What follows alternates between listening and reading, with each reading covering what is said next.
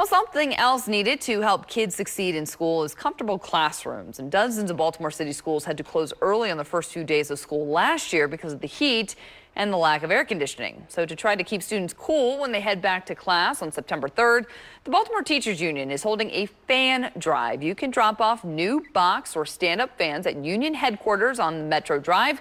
The BTU is also accepting donations so that they can buy fans, and we have a link on our website, WMAR2news.com.